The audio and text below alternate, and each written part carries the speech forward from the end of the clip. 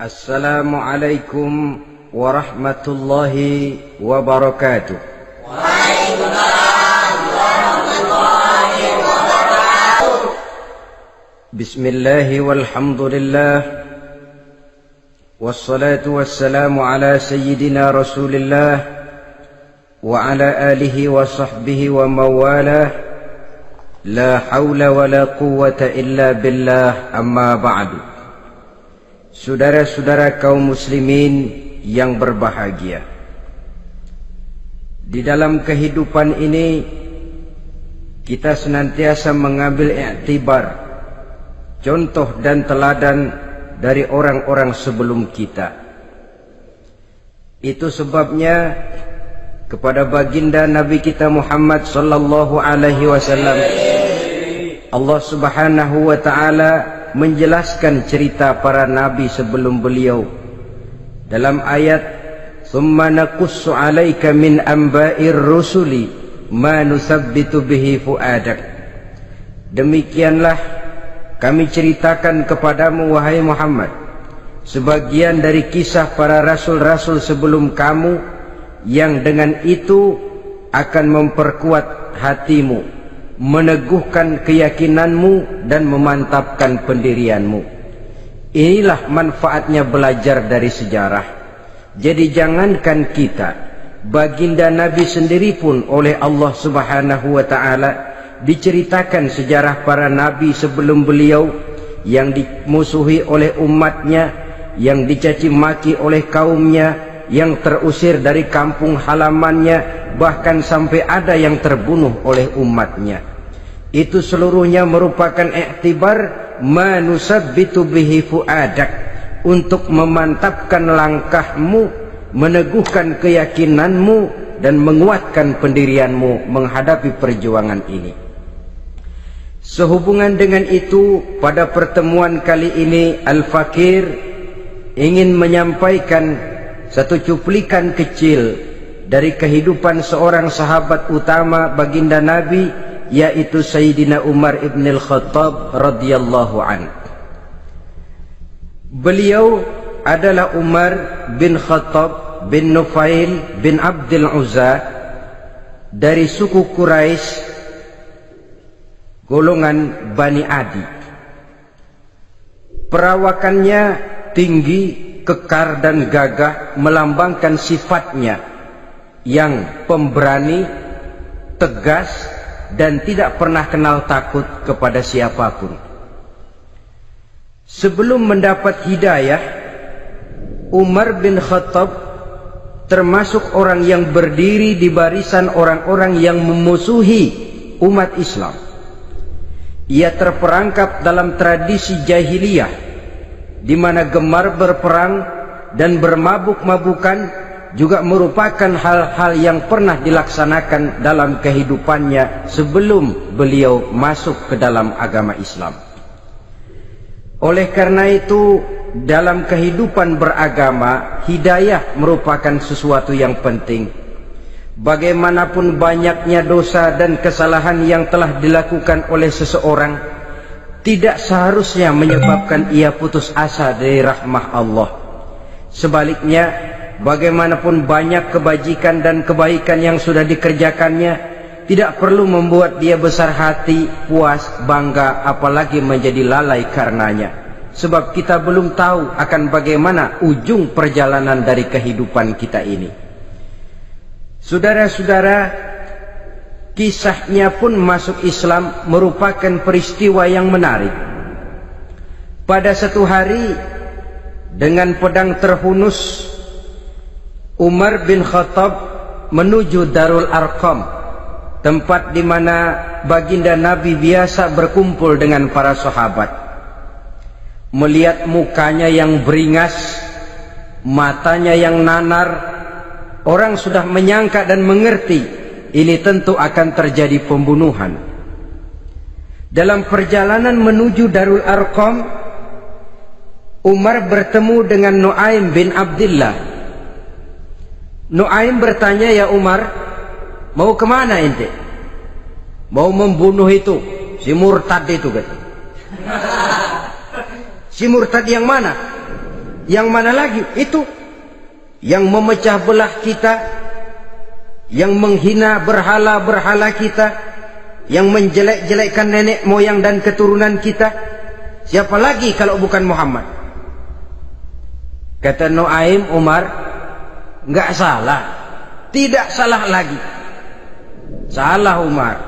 Salah kenapa? Apa kamu enggak malu? Kamu mau pergi membunuh Muhammad, sementara adikmu sendiri Fatimah, dia sudah termasuk salah seorang pengikut Muhammad. Mendengar ini, muka yang memang tadinya sudah marah dan merah, tambah jadi kelabu. Bukan main mangkelnya Umar bin Khattab. Orang lain dia musuhi, orang lain dia kejar-kejar. Ini malah adiknya sendiri menjadi pengikut dari baginda Nabi. Tidak jadi menuju Darul Arqam, dia berangkat ke rumah adiknya Fatimah. Adapun di rumah Fatimah sedang berkumpul Fatimah, suaminya Sa'id bin Zaid, dan seorang sahabat Habbab ibnul Arad. Mereka sedang membaca Quran. Waktu itu Quran belum lagi dijilid macam sekarang, jadi masih merupakan suhuf atau lembaran-lembaran tercecer saja.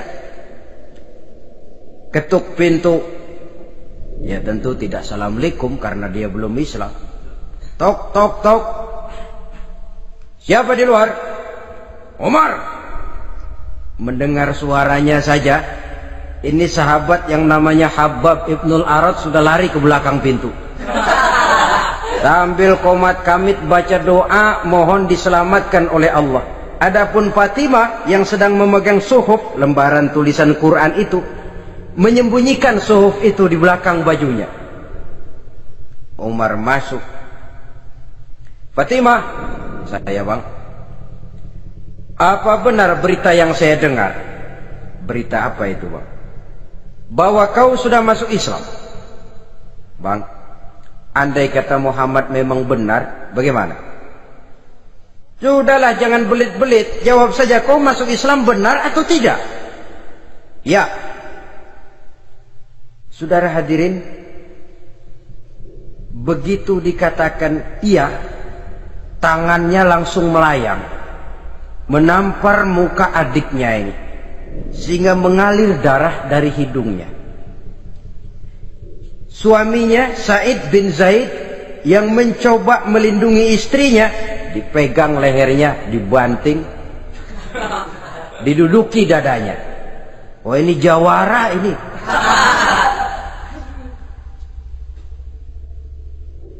Namun pada saat sedemikian, suara kebenaran terpantul dari mulut Fatimah, adik dari Umar bin Khattab ini. Umar, apakah engkau memukul orang yang bersaksi bahwa tidak ada Tuhan melainkan Allah dan Muhammad Rasulullah? Apakah engkau menganiaya seseorang yang terpanggil untuk mengikuti kebenaran? Manusia macam apa engkau, Umar? Saudara, memang dia orang keras, tapi hatinya mudah menerima kebenaran. Sehingga mendengar kalimat adiknya ini tercenung dia sejenak, melongo, bengong kata anak sekarang. Ini kalau tidak karena keyakinan yang mantap, tidak mungkin orang ini, anak adik saya ini bicara macam begini. Umar, mengapa engkau memukul orang yang bersaksi bahwa tidak ada Tuhan melainkan Allah dan Muhammad Rasulullah? Mengapa engkau pukul orang yang mengikuti kebenaran, menerima hidayah dari Allah? Begitu yakin dan mantapnya, walaupun di tengah satu hal yang sangat menakutkan. Siapa yang tidak takut orang Quraisy berhadapan dengan Umar bin Khattab yang dikenal sebagai singa padang pasir pada waktu itu? Malahan dia termasuk salah seorang jagoan. Di tradisi masyarakat jahiliyah itu ada satu pasar yang namanya pasar Ukaz. Tiap tahun di pasar itu diadakan pesta. Pertama pertandingan syair.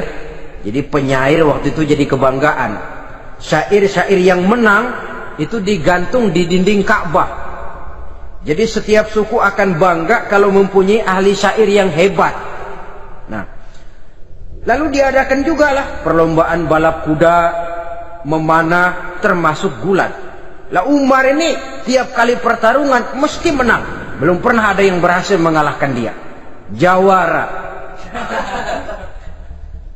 Saudara-saudara, mendengar adiknya begitu mantap hatinya, apalagi ketika adiknya berkata begitu, suhuf, lembaran yang disembunyikan di belakang bajunya tersembul. Apa yang kau sembunyikan di balik bajumu itu? Suhuf. Apa suhuf itu? Lembaran Al-Quran. Coba saya lihat. Enggak boleh. Kenapa? Kamu kotor. Orang kotor tidak boleh megang Quran. Saya mau lihat. Enggak boleh. Kalau kamu mau lihat, mandi dulu. Diturutinya permintaan adiknya itu. Lalu diambilnya suhuf tadi. Dia baca.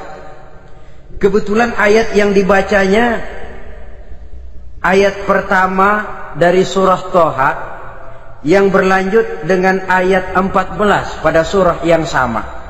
Dia baca, Bismillahirrahmanirrahim. Toha ma anzalna ilaikal Qur'ana litashqa illa tazkiratan liman yakhsha. Toha, tidaklah aku turunkan Al-Quran ini untuk bikin sukar manusia, melainkan merupakan pengingat bagi orang-orang yang takut kepada Allah. Lalu pada ayat ke-14, Innani anallahu la ilaha illa ana fa'budni. Sesungguhnya akulah Allah, tidak ada Tuhan melainkan aku, maka hendaknya hanya kepadakulah kamu menyembah. Wa aqimis sholata li dzikri, dirikanlah salat untuk mengingat aku. Inna sa'ata atiyatun akadu ukhfiha litujza kullu nafsim ma tas'a. Sesungguhnya kiamat itu pasti akan datang, yang sengaja waktunya kami tidak beritahukan kepada kamu semua, untuk kami balas segala setiap orang tentang apa saja yang telah mereka lakukan dalam kehidupan di dunia ini. Setelah membaca ayat ini, gemetar tangannya. Ah, ini sih nggak main-main ini. Ini belum pernah saya baca ajaran semacam ini.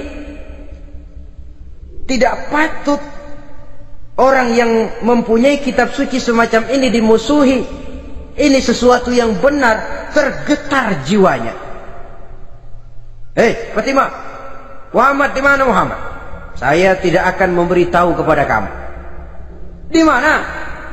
Saya tidak akan memberitahu. Lebih baik kau bunuh saya kalau memang maksudmu mau mencelakakan Muhammad. Sama sekali saya tidak akan mencelakakan dia, Fatimah. Kasih tahu saja di mana dia. Darul Arqam. Bergegas dia menuju Darul Arqam. Di dalam Nabi memang sedang kumpul dengan para sahabat, termasuk ada Sayyidina Hamzah yang juga terkenal jawara juga. Ketuk pintu. Ketuk pintu. Siapa di luar? Umar. Di dalam ini geger sebagian sahabat. Umar datang ini pasti bencana. Umar datang, wah, kalau istilah kampung, kerok dan urusan.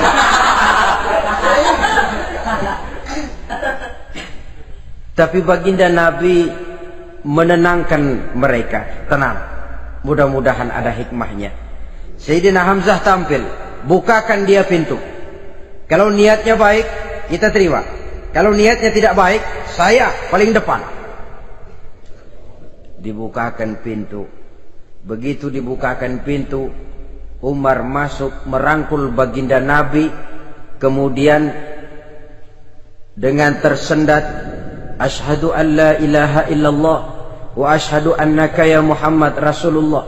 Saya bersaksi tidak ada Tuhan melainkan Allah, dan saya bersaksi bahwa engkau hai Muhammad adalah utusan Allah. Sahabat takbir semua, Allahu Akbar, Allahu Akbar. Kegembiraan meliputi suasana ketika itu. Kenapa? Karena sebelumnya dikala Umar belum masuk Islam, dia merupakan ganjalan yang paling dikhawatirkan oleh umat Islam. Setelah dia masuk Islam, jelas merupakan satu keuntungan yang sangat besar. Dan dia tertarik kepada Islam bukan karena bujuk rayu orang, tidak karena diberikan harta, tidak karena diiming-iming oleh kedudukan tinggi, Tapi karena kebenaran, hidayah menembus hatinya melalui wasilah ayat dalam surah Thaha yang dibacanya melalui suhuf yang dipegang oleh adiknya tadi. Sejak saat itu berubah 180 derajat Umar bin Khattab radhiyallahu anhu. Tetapi tetap dengan sifatnya keras, tegas, dan tidak pernah kenal takut kepada siapapun. Cuma kalau sebelum Islam dia kerasnya kepada Islam, setelah dia masuk Islam muter arah kepada siapapun yang memusuhi Islam, dia bersikap keras, tegas, dan tidak pernah kenal takut. Bahkan setelah beliau masuk Islam, satu hari ketika di Darul Arqam kumpul-kumpul, waktu itu Nabi belum berdakwah secara terbuka karena pengikut masih sedikit. Sayyidina Umar usul, "Ya Rasul, ada apa Umar? Alasna 'alal haq fi mamatina wa mahyana?" Ya Rasul, bukankah kita ini berdiri di atas sesuatu yang benar? Bukankah mati kita, hidup kita untuk melaksanakan sesuatu yang benar? Bala ya Umar, betul Umar. Wallazi nafsi biyadih, innakum la'alal haq in muttum wa in hiyitum. Demi Allah Umar, kata Nabi, sesungguhnya kamu dan kita semua berdiri di atas kebenaran, hidup ataupun mati. Setelah mendapat jawaban begini, Umar masuk kepada tujuan pembicaraannya. Izan ya Rasul, fafimal ikhtifar. Kalau memang begitu ya Rasul, kalau memang kita yakin kita berdiri di atas kebenaran, kita hidup karena kebenaran, kita mati pun memperjuangkan kebenaran, fafimal ikhtifar. Kenapa mesti ngumpet-ngumpet? Kenapa harus sembunyi-sembunyi? Wallazi ba'asaka bil haq, demi Allah ya Rasul, la takhrujanna wa la nakhrujanna ma'ak. Tuhan harus keluar menyampaikan Islam ini secara terbuka, dan kami akan mendampingi Tuhan dengan segenap jiwa dan raga. Sekali masuk Islam gak tanggung-tanggung. Yang kayak begini ini yang kita perlukan sekarang ini. Begitu masuk Islam gak tanggung seluruhnya, jiwa dan raganya masuk Islam. Beliau yang pertama kali mengajukan ide, kenapa harus dakwah sembunyi ya Rasul? Wong kita berdiri di atas kebenaran, memperjuangkan sesuatu yang hak. Kalau kita mati, kita pun mati membela kebenaran. Kenapa mesti fafimal ikhtifa? Kenapa harus sembunyi-sembunyi? Mulai sekarang mari keluar ya Rasul, saya akan dampingi Tuhan, nyawa taruhannya. Saudara hadirin yang saya hormati, selalu dia tempat-tempat yang pernah dia melaksanakan maksiat sebelum dia Islam, selalu dia kunjungi sampai dia berkata, tidak ada tempat yang pernah saya melakukan kesalahan sebelum saya Islam yang harus saya tutupi dengan kebajikan setelah saya Islam sekarang ini. Bahkan ada satu riwayat menjelaskan beliau itu yang tinggi badannya, kekar perawakannya, gemetar orang ngadepin dia. Tapi beliau sendiri sangat mudah gemetar kalau sudah mendengar ayat-ayat Allah. Sehingga ada satu riwayat menjelaskan Sayyidina Umar itu setelah masuk Islam, kalau sholat kadang-kadang bila menoleh ke kanan beliau senyum, bila menoleh ke kiri beliau menangis berurai air mata. Ada orang bertanya, ya Umar, kenapa menengok ke kanan kau senyum, ke kiri kau menangis? Itulah kalau saya ingat jahilnya saya sebelum Islam. Adapun bila saya menoleh ke arah sebelah kanan saya tersenyum, teringat betapa dulu saya membuat berhala dari korma. Saya tumpuk-tumpuk, saya susun begitu.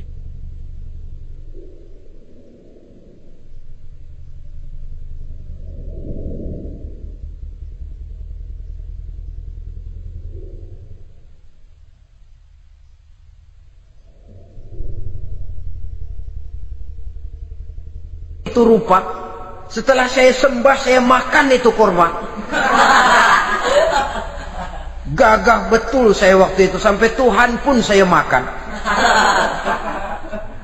Adapun kalau saya menoleh ke kiri, teringat putri kesayangan saya yang terbawa oleh tradisi jahiliyah, takut menanggung aib, merasa malu mempunyai anak perempuan, sampai dia terkubur hidup-hidup.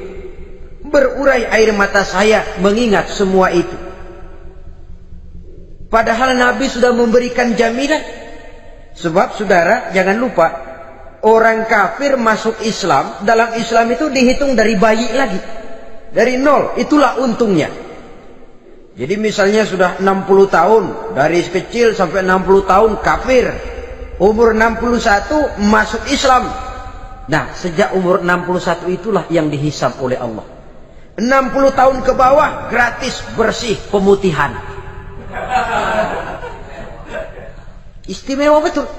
Tapi jangan lalu diniatin, gua kafir aja.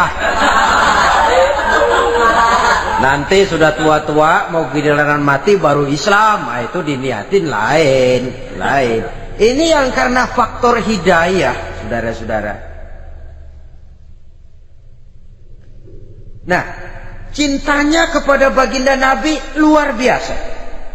Dalam setiap pertempuran beliau selalu di front terdepan.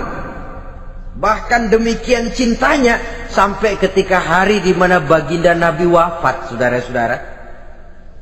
Disampaikan berita wafat Nabi kepada Umar ini. Ya Umar, baginda Nabi sudah wafat. Kamu ngomong apa? Baginda Nabi sudah wafat.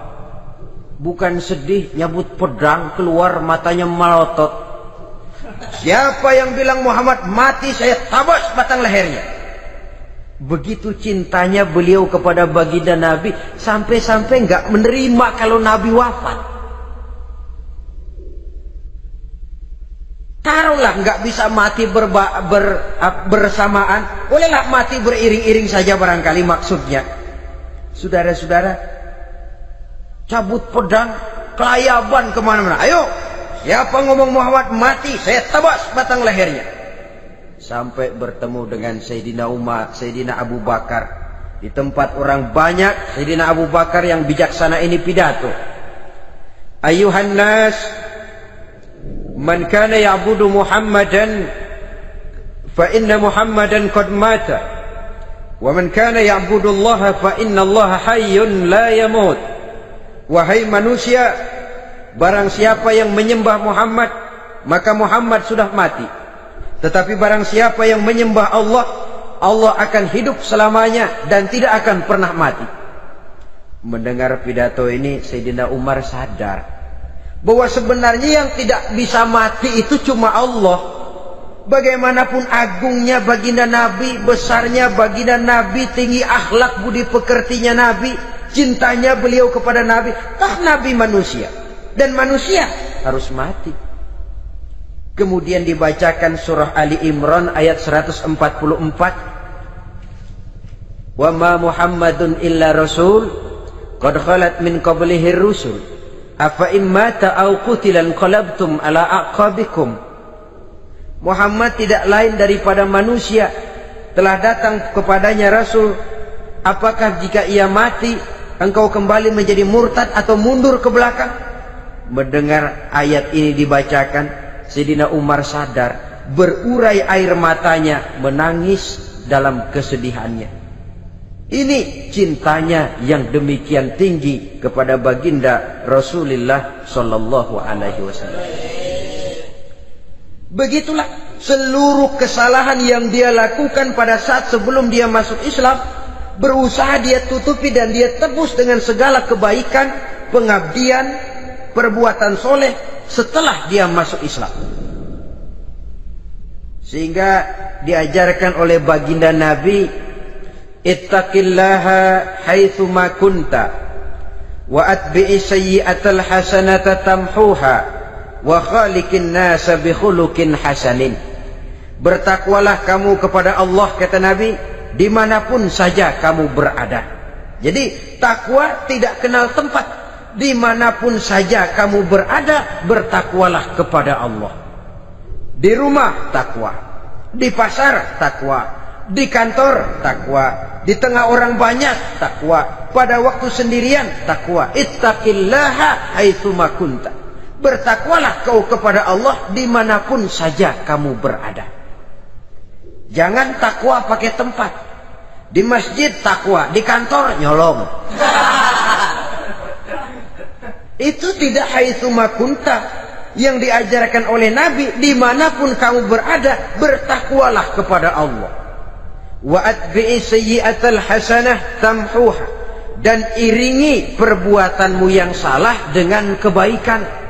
Jadi kalau satu saat terselip kita berbuat salah, cepat iringi dengan kebaikan, tamhuha, dengan harapan kebaikan yang kita kerjakan akan menutupi dosa yang terselip kita lakukan.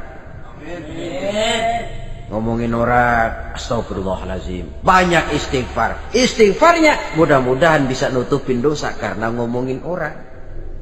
Tapi jangan lalu tambah sulap. Ngomongin orang istighfar, terus ngomongin lagi istighfar lagi. Itu tentu tidak bisa dengan cara begitu. Barangkali terselip pernah mengambil harta orang tanpa alasan yang hak, imbangi dengan rajin sedekah misalnya. Barangkali pernah menyakiti hati orang, imbangi dengan perbuatan yang bisa menyenangkan hati orang lain. Itu namanya mengiringi perbuatan yang bersifat salah dengan kebajikan. Ini yang dilakukan oleh Sayyidina Umar. Setiap pelosok hampir dia datangi, tempat-tempat di mana dia pernah melakukan kesalahan sebelum Islam, di sana dia tegakkan kebajikan dan kebaikan. Kegagahannya, keperkasaannya, keberaniannya sepenuhnya bulat-bulat sudah diwakafkan untuk kepentingan Islam. Saudara hadirin yang saya hormati, diperlukan orang-orang yang punya keberanian macam Sayyidina Umar. Berani karena panggilan hidayah, bukan berani babi. Babi berani juga babi, cuman nyeruduk. Artinya berani yang tanpa pertimbangan. Berani yang tanpa pertimbangan pada akhirnya akan menyulitkan kita sendiri. Beliau gagah, beliau berani, beliau punya kekuatan, beliau punya wewenang, dan itu dimanfaatkannya untuk menjadi backing baginda Nabi kita Muhammad sallallahu alaihi wasallam.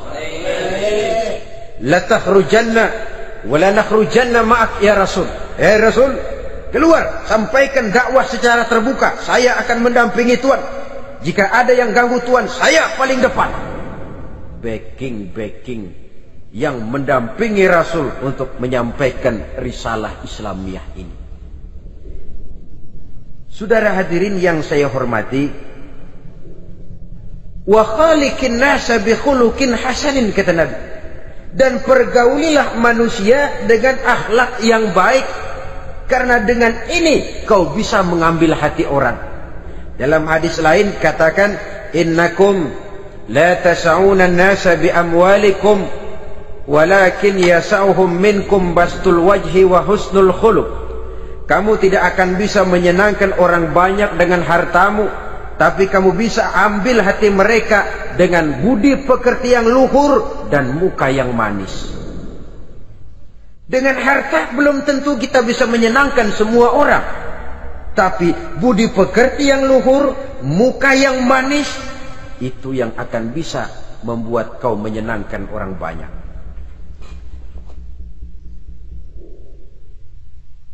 Setelah baginda Rasul wafat, pernah ketika berkumpul, Sayyidina Abu Bakar berkata kepada Sayyidina Umar, "Ya Umar, saya baiat kamu untuk menjadi khalifah." Jawab beliau, "Sayalah yang akan membaiat Tuan. Tapi Anda lebih utama dari saya Umar. Keutamaan saya akan saya berikan kepada Tuan untuk mendukung kekhalifahan Tuan." Di sini kelihatan wataknya yang tidak ambisius. Gagah, berani, perkasa, tapi tahu diri. Enggak nyelonong. Tidak menggunakan kekuasaannya, kegagahannya untuk maksud yang sewenang-wenang. Oleh karena itu setelah Sayyidina Abu Bakar wafat, beliau dilantik menjadi khalifah, keluarlah pidatonya yang terkenal. Ayuhan nas, inni qad wullitu alaikum walastu bi khairikum. Hai manusia, aku telah dipilih menjadi pemimpin kamu, padahal aku bukanlah orang yang terbaik di antara kamu. Kalau tidaklah karena aku melihat keutamaan, keteguhan yang dapat melindungi kalian, berat rasanya aku memikul amanah ini. Sebab apa? Alangkah beratnya menunggu datangnya perhitungan di akhirat nanti terhadap Umar. Ini yang jadi motifnya memegang jabatan khalifah. Sungguh berat bagi Umar menunggu datangnya saat perhitungan, sehingga seolah-olah kalau bisalah jadi Umar bin Khattab saja, jangan jadi khalifah kalau bisa. Tapi moya umat sudah kadang memilih. Sehingga benar kalau dalam satu hadis Nabi pernah mengajarkan jangan memberikan satu jabatan kepada orang yang memintanya. Sebab orang kalau sudah minta jabatan, apalagi pakai jilat-jilat, pakai upeti-upeti, tentu ada tendensinya. Ada batu di balik udang. Kalau udang di balik batu kan mungkin nggak kelihatan, tapi kalau batu di balik udang kelihatan betul itu. Ada maunya, ambisinya. Jangan memberikan satu jabatan kepada orang yang memintanya. Seakan di batinnya Sayyidina Umar menyesali, kenapa Umar nggak jadi Umar saja, kok mau jadi khalifah gitu. Alangkah berat perhitungan buat saya di akhirat nanti. Nah, setelah jadi khalifah, sebagai satu i'tibar, saya akan mencoba mengemukakan beberapa sifatnya yang menonjol untuk pelajaran buat kita semua. Pertama, sikapnya terhadap keluarganya setelah beliau menjadi khalifah. Kedudukan sebagai keluarga Umar bin Khattab bukan merupakan kedudukan istimewa. Itu ditanamkan betul kepada keluarganya. Jangan karena bapakmu khalifah, lalu mentang-mentang anak khalifah kau merasa dapat fasilitas, merasa bisa berbuat semau-maumu. Kau harus punya tanggung jawab dan beban moral, memberikan contoh yang lebih baik kepada rakyat. Ini yang ditekankan kepada keluarganya. Kalau beliau mau mengeluarkan undang-undang, undang-undang itu lebih dahulu dibicarakan di tengah keluarganya, kumpul anak-anaknya. Ini akan ada undang-undang begini. Siapa di antara kalian mau mentaati, persilakan. Yang tidak pun persilakan. Tapi saya ingatkan, kalau ada dari keluarga Umar yang melanggar peraturan yang saya keluarkan ini, saya akan menghukumnya 2 kali lipat karena dia keluarga saya. Menghukumnya 2 kali lipat karena dia keluarga saya. Jadi bukan mentang-mentang anak babe lalu kebal hukum. Tidak. Siapa yang diantara kalian melanggar peraturan ini, akan aku kenakan hukuman 2 kali lipat karena dia keluargaku. Nah, saudara hadirin yang saya hormati, lalu berwibawa, dijaga betul keluarganya. Suatu hari beliau datang ke rumah putranya Abdullah bin Umar. Ketika masuk dilihatnya Abdullah bin Umar sedang makan daging. Makan daging. Merah muka Umar. Mentang-mentang anak khalifah ya, mentang-mentang anak Amirul Mukminin ya, kamu makan daging. Lihat tuh rakyat kita masih banyak yang kelaparan, makan daging, makan roti keras. Padahal itu halal, sesuatu yang diperoleh dengan usahanya sendiri. Tetapi begitu hati-hatinya Umar untuk menjaga pandangan orang. Keluarga khalifah merupakan beban moral sebab akan dijadikan contoh oleh rakyatnya. Mentang-mentang anak khalifah ya makan daging. Lihat tuh rakyat, roti keras digarotin. Lain saat beliau pergi ke satu pasar. Di situ dilihat ada sapi gemuk-gemuk. Tempat lain sapinya kurus-kurus. Tanya, ini yang gemuk-gemuk sapi siapa? Sapi Abdullah bin Umar. Sapi anaknya. Panggil Abdullah bin Umar, suruh sini. Datang anaknya. Abdullah bin Umar, bagaimana ceritanya sampai ini? Begini, Bapak. Dahulu itu dengan uang saya beli sapi kurus-kurus. Lalu saya rawat. Saya berikan upah orang untuk merawat sapi-sapi itu. Sampai sekarang dia menjadi gemuk. Akan saya jual dan keuntungannya tentu sesuatu yang halal. Subhanallah, kata Umar. Kau ini anak Amirul Mukminin. Jual sapimu. Ambil modalnya, untungnya, masukkan Baitul Mal untuk urus kepentingan orang Islam. Dia nggak mau anaknya terlibat bisnis, dompleng kekuasaan ayahnya. Karena mentang-mentang anak khalifah lalu segala macam bisnis lancar. Orang takut karena apa? Anak babe. Ada lagi. Pada waktu pembagian harta ghanimah, putri beliau yang namanya Hafsah, ini adalah istri baginda Nabi, meminta bagian. Kaum kerabat ayah, ini kerabat khalifah, kitalah dulu kerabat. Kalau kau kerabatku, maka jatahmu nanti dari ayahmu. Harta ini masih lebih banyak dibutuhkan oleh orang-orang Islam. Nanti belakangan kalau ada sisanya. Belakangan kalau ada sisanya. La haula wala quwata illa billah.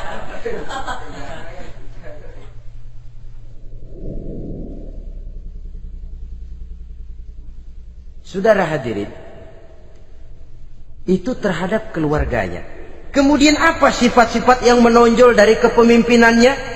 Pertama, kesederhanaannya.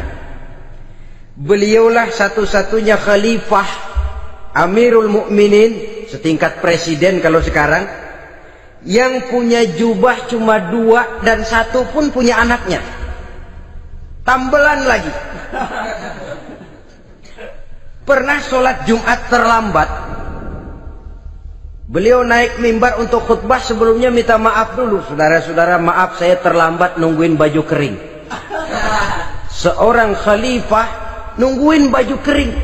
Sederhana dalam kehidupannya. Mari kita ambil satu cerita lagi.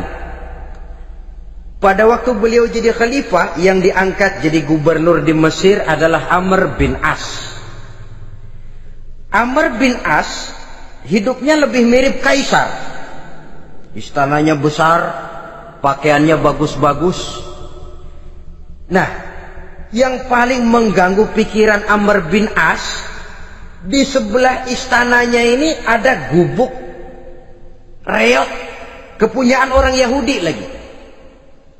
Ah, ini nggak pantas bener, masa di samping istana gubernur ada gubuk reot. Orang Yahudi lagi yang punya. Ini mesti, udah, bikin saja rencana, panggil dinas tata kota, bikin planning. Di sini mau dibangun masjid, proyek negara. Bikin gambarnya, susun anggarannya, tender. Saudara-saudara, si Yahudi yang punya gubuk reot dipanggil.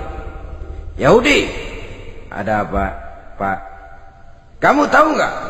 Enggak. Iya, memang belum saya kasih tahu.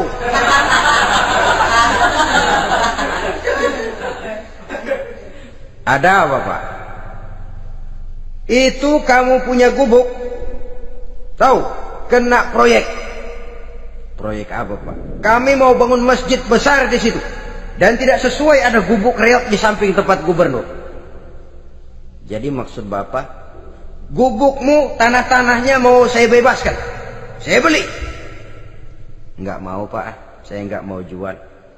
Saya bayar 2 kali lipat. Enggak mau. 3 kali lipat. 6 kali lipat juga enggak mau, Pak. Saya dari muda peres keringat banting tulang cuma segitu-gitunya, Pak, tempat saya tinggal. Gubuk reot sama tanahnya sedikit. Makmur saya, Pak, cuma rumah sama sumur.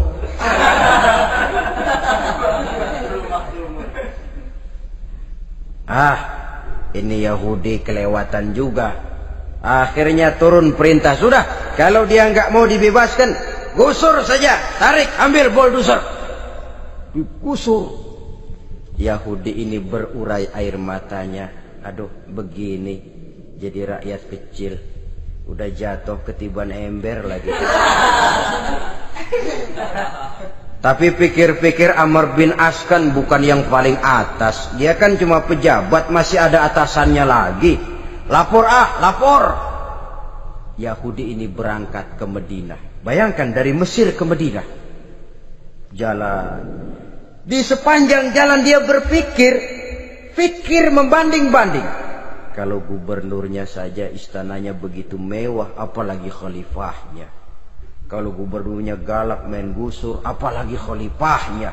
Dan saya bukan orang Islam, apa dia lemin ngadu? Apa dapat tanggapan? Berangkat dia sambil harap-harap cemas. Sampai di pintu kota Madinah, dia temui orang lagi tidur di bawah pohon korma. Selamat siang Pak. Ada apa? Pak. Apa? Mau lapor. Lapor apa? Bapak tahu Khalifah Umar bin Khattab? Tahu? Istananya di mana Pak? Istananya di atas lumpur. Di atas lumpur. Di atas lumpur. Pengawalnya banyak Pak. Banyak. Siapa Pak? Yatim piatu, janda-janda tua, orang-orang miskin, orang-orang lemah, itu pengawalnya. Pakaian kebesarannya apa sutra apa Pak? Pakaian kebesarannya malu dan takwa. Saya nggak ngerti Pak. Itulah Umar bin Khattab. Lalu orangnya sekarang di mana Pak? Di depan ente. Rupanya yang dia tanya itulah orangnya. Gemeter Yahudi ini, keringat bercucuran. Coba, istananya di atas lumpur. Sebab beliau berprinsip, bagaimana saya bisa menghayati nasib rakyat kalau saya tidak merasakan apa yang mereka rasakan? Bagaimana saya nggak bisa tahu sakitnya lapar kalau saya belum pernah kelaparan? Itu prinsipnya. Istananya di atas lumpur. Para pengawalnya yatim piatu, janda-janda tua, orang-orang miskin, orang-orang lemah dan tidak mampu. Dan pakaian kebesarannya malu dan takwa. Kamu dari mana? Dari Mesir Pak. Ada apa? Mau laporan gubernur Bapak di Mesir yang namanya Amr bin As. Kenapa? Main gusur aja Pak. Ceritanya, iya dia mau bangun masjid. Kebetulan di areal itu saya punya tanah sama gubuk segitu-gitunya. Saya nggak mau dibeli, digusur Pak. Saya mau mencari keadilan. Begini, kamu lihat tempat sampah itu. Lihat, di situ banyak tulang. Coba kamu ambil kemari satu, tulang unta, bawa sini. Bingung Yahudi. Pak, saya kemari mau cari keadilan. Kalau tulang mah di Mesir juga banyak Pak. Sudahlah, pokoknya kau ambil saja tulang itu.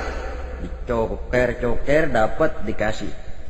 Tulang itu digaris lurus oleh Sayyidina Umar dengan ujung pedang. Red. Nah, nih, kau bawa kepada Amr bin As. Makin bingung itu Yahudi. Suruh bawa tulang cuman digaris. Nanti saya ngomong apa Pak? Sudahlah, kasih saja. Pulang dia. Sampai di Mesir. Tuan Gubernur, ada apa? Saya baru menghadap khalifah. Kemudian beliau sampaikan ini, dikasih tulang.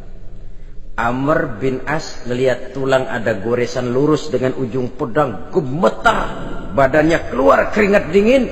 Panggil kepala proyek. Proyek batal.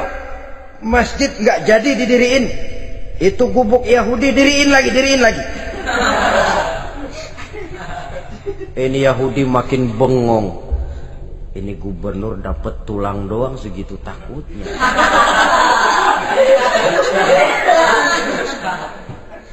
Ada apa sebenarnya Tuan Gubernur? Kamu tahu?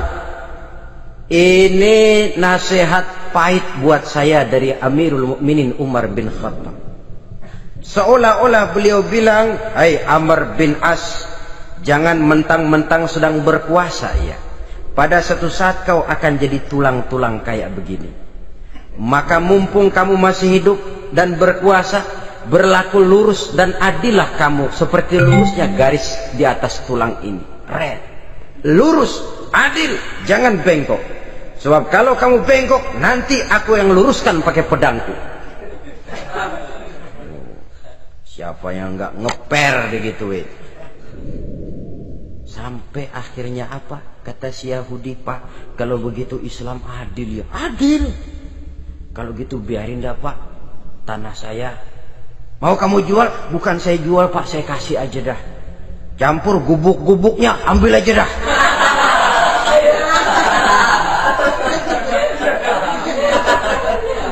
Masuk Islam si Yahudi ini oleh karena keadilan dari Umar bin Khattab. Begitulah kesederhanaan hidupnya. Sampai saudara, yang ironi betul, pernah Utsman bin Affan, Ali bin Abi Thalib, Thalhah dan Zubair kumpul mendengar berita bahwa Sayyidina Umar ini punya hutang. Bayangkan, seorang khalifah untuk melangsungkan hidupnya sampai punya hutang. Padahal Baitul Mal di bawah kekuasaannya. Berunding Utsman, Ali, Thalhah, Zubair. Kalau kita langsung ngomong sama Umar nggak enak dong, dia nggak bakalan terima. Lewat putrinya aja, Hafsah. Baik. Hafsah ngomong sama Umar, Abah, kenapa? Bagaimana kalau honor Abah ditambah, ditingkatkan supaya hutang bisa ketutup? Hafsah, saya Abah. Siapa yang nyuruh kamu ngomong begitu? Enggak ada. Ada. Saya tahu ada ini. Kalau enggak ada, kamu enggak mungkin ngomong begitu. Tapi orangnya kalau saya tuntut, mereka mungkin enggak mau. Sekarang saya mau tanya Hafsah, kau kan istri Rasul, betul? Nah, saya mau tanya, suamimu makanannya apa? Daging? Bukan. Roti. Tempat tidurnya kasur empuk? Bukan. Kain kasar yang kalau musim panas kami bentangkan, kalau musim dingin separuh buat tidur, separuh buat selimut. Pakaian yang dibelikan untukmu berapa banyaknya? Cuma 2. Nah, itu guru saya, orang yang paling saya cintai, dan itu yang saya ikuti. Bahkan setelah beliau wafat, Sayyidina Umar ini hutangnya ditanggungkan kepada anaknya Abdullah bin Umar, dan itu pun dilunasi dengan menjual rumahnya, sehingga rumahnya itu disebut Darul Qadha, rumah bayar hutang. Begitu kesederhanaannya. Jadi nggak pakai aji mumpung jadi khalifah lalu kayak ikan gurita, tangan yang mana aja megang. Itu kan mental monyet. Monyet itu kan begitu, tangan megang kiri kanan, mulut ngawal, kaki megang, temennya dikasih masih ngerampas juga. Monyet rakus betul itu. Itu kesederhanaannya. Kenapa kesederhanaan ini timbul? Karena sikap zuhudnya. Zuhud itu tarkud dunia li ajlil akhirah. Orang yang mengambil dunia hanya yang diperlukan dengan lebih mengutamakan kehidupan akhirat. Watak zuhudnya yang sangat menonjol. Dialah pahlawan yang paling berani di medan perang. Dialah imam yang paling khusyuk di masjid. Dan tidak jarang kalau sholat sendiri, begitu membaca ayat yang menceritakan neraka, nangis berurai air matanya. Saudara hadirin ma'asyiral muslimin rahimakumullah. Jadi kesederhanaan dan kezuhudan ini bukan lewat teori disampaikan oleh Umar, bukan lewat penataran seluruh aparat, tidak, lewat contoh konkret. Inilah saya, contoh sederhana dan zuhud. Bagaimana saya akan bisa merasakan penderitaan kalau saya sendiri tidak pernah menderita? Bagaimana saya akan tahu sakitnya lapar kalau saya belum pernah kelaparan? Maka tanpa penataran, tanpa upgrading segala macam, berhasil karena prinsip keteladanan. Beliau jadi contoh utama. Dan sumber utamanya tentu tidak lain karena contoh dari baginda Nabi besar Muhammad sallallahu alaihi wasallam. 2, sederhana. Yang kedua, zuhud. Yang ketiga, sifat yang menonjol dari kekhalifahannya adalah adil. Kalau sudah bicara soal hukum, dia tidak pernah kenal kompromi. Adalah seorang pemuka Nasrani masuk Islam. Namanya Jabalah bin Aiham. Ketika dia bikin haji, kain ihramnya keinjak orang Arab yang hitam, Baduy. Jengkel, dia merasa bekas tokoh, enak aja nih orang udah jelek nginjak lagi. Ditempeleng orang tadi. Orang ini lapor kepada Umar. Panggil Jabalah bin Aiham. Panggil. Kau ditampar? Betul Khalifah. Tampar dia. Tampar lagi. Dipukul orang itu di depan Sayyidina Umar. Jadi tidak karena kau ini bekas kepala suku, kau ini bekas orang terhormat, lalu ada kebijaksanaan yang tidak bijaksana. Kebijaksanaan yang akhirnya jadi tidak bijaksana. Dan itu memang sudah dimulai dengan memblokir keluarganya. Tidak satu keluarganya pun yang boleh mempunyai perasaan bahwa menjadi keluarga khalifah merupakan fasilitas dan keuntungan. Kau jangan makan di atas punggungku. Kau jangan menikmati fasilitas di atas keringatku. Dan tidak ada keinginan mewariskan jabatan khalifah kepada anak-anaknya.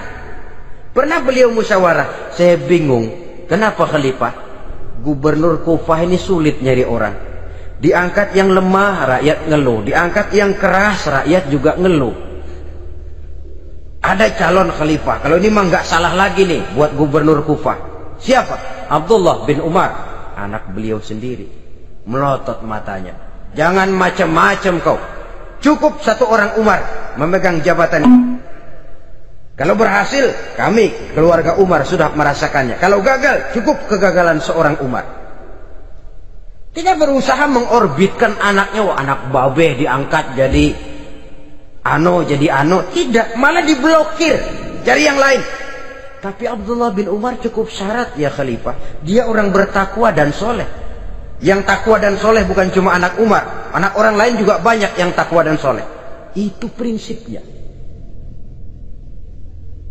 Sehingga ketegasannya ini membuat orang jadi sungkan. Dan tidak seorang pun berani kirim-kirim upeti hadiah. Pernah itu ada pejabat dari Azerbaijan kirim makanan, kue, mending apa? Kue. Gitu dicicipi enak. Enak juga ya kue ini. Enak khalifah. Ini di sana apa makan rakyat biasa? Bukan, ini makanan orang-orang fit. Nah, dibungkus lagi itu kue. Dibungkus. Ontamu mana? Di luar. Ambil, bawa pulang, serahkan lagi kepada gubernur di sana. Kasih tahu salam dari Umar bin Khattab. Kenyangkan dulu rakyat dengan makanan seperti ini. Kita belakangan. Jadi kalau rakyat lapar, saya orang pertama yang akan merasakan kelaparan. Tapi kalau rakyat makmur, biarlah saya menjadi orang terakhir yang kenyang. Kan bagus prinsip itu. Jikalau rakyat kelaparan, saya akan jadi orang pertama yang merasakan lapar. Tapi kalau rakyat makmur, biar saya jadi orang terakhir yang kenyang. Jangan dibalik. Pada saat rakyat kelaparan, dia kekenyangan. Dan selanjutnya, sikap keadilannya ini, saudara-saudara, menyebabkan hukum lalu jadi berwibawa. Pernah beliau jalan-jalan di lorong kota Madinah, di tempat yang namanya Harah bersama Aslam. Ada ibu-ibu, anaknya nangis, lapar ma, sabar dikit lagi matang katanya.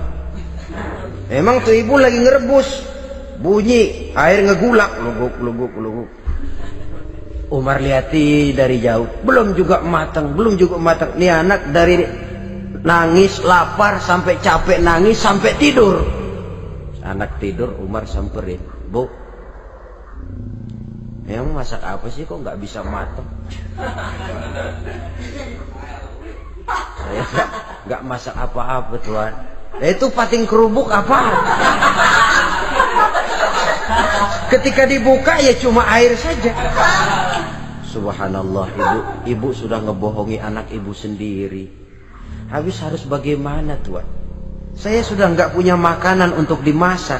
Sementara perut nggak kenal kompromi. Jalan satu-satunya ya terpaksa anak saya bohongi. Saya bilang sebentar lagi matang sampai dia tidur sekarang ini.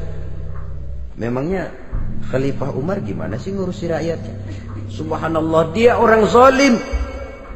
Dia yang memegang urusan kami, tapi dia nggak tahu nasib saya. Anak kelaparan, keluarga terlantar.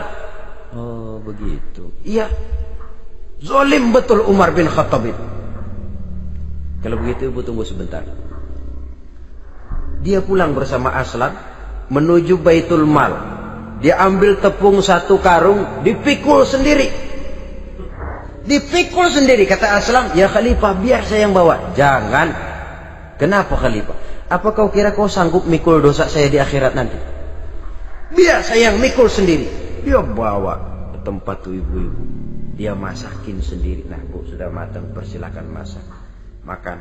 Alhamdulillah Tuhan. Mudah-mudahan Allah memberkahi Tuhan. Tuhan lebih baik dari Umar bin Khattab yang zalim itu. Memang sebenarnya Tuhan siapa, kata tuh ibu? Saya. Iya, saya ya Umar bin Khattab yang ibu bilang zalim itu. Gemetar si ibu. Gemetar si ibu. Tapi memang peka dan menghargai kritik orang. Tidak membungkam setiap orang yang nadanya sumbang atau berbeda. Kadang beliau berkata, saya khawatir karena orang terlalu segan dengan saya, lalu nggak ada yang berani negur kalau saya salah. Kan begitu biasanya. Karena sudah terlalu segan, lalu semuanya orang mau diaminin saja. Asal dibilang nggak benar, marah, jengkel. Lalu disingkirin, maunya diiyain, inggih kula nuwun. Oke bos. Beliau bilang, saya khawatir kalau tidak ada orang yang mau menegur kesalahan saya jika saya terlanjur nanti. Tahu-tahu muncul orang, demi Allah saya akan menegur Tuhan dengan pedang saya ini. Cerah mukanya, senyum bibirnya, alhamdulillah anak muda, saya memerlukan orang macam kau yang berani berkata ya terhadap yang benar dan tidak terhadap yang tidak benar, apa dan bagaimanapun resikonya. Di sini kelihatan sikap beliau menghadapi orang yang berbeda pendapat. Keadilan, keberanian dan ketegasan, cepat menerima kebenaran merupakan serentetan dari sifat-sifat utama beliau sejak masuk Islam sampai menjadi khalifah yang kedua. Bahkan dengan jasa beliau, Islam kemudian tersebar menembus dinding Jazirah Arabia, memasuki Bizantium dan Persia, sehingga beliau juga dikenal sebagai periode Al-Futuhat Al-Islamiyah. Nah saudara-saudara, inilah cuplikan kecil dari kehidupan seorang agung dan besar yang memang sangat terbatas kata-kata untuk melukiskan kebesaran itu. Namun yang secuplik ini mudah-mudahan menjadi sumbangan moral dalam rangka kita memperbaiki diri menuju kehidupan yang lebih baik. Terima kasih banyak atas segala perhatian. Mohon maaf atas segala kekurangan. Usikum wa nafsi bitaqwallah. Wassalamualaikum warahmatullahi wabarakatuh.